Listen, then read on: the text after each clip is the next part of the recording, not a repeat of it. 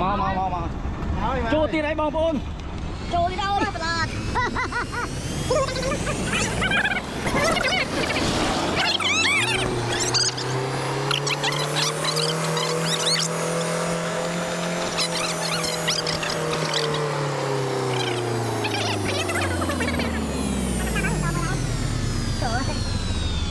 ra VC ngay rồi mau thấy luôn thấy là há rồi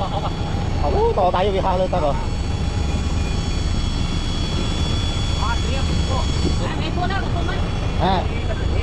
nghe gì nè ôi thử tới rồi mày thôi tới đó cua ta đó BK không BK trời ơi bây giờ cay còn lấy dầm bay vô mới con hụt lại chạy chung mình vâng trời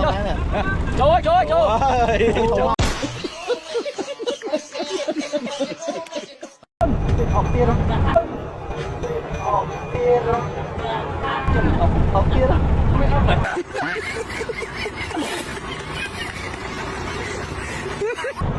ông lôi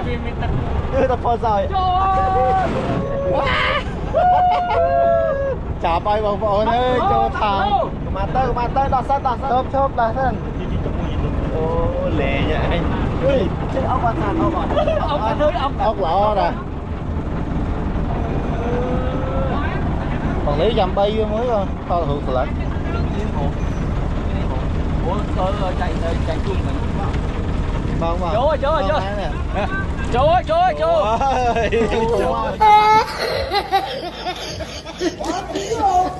Bao nhiêu thế? Bây giờ vẫn phải cả được.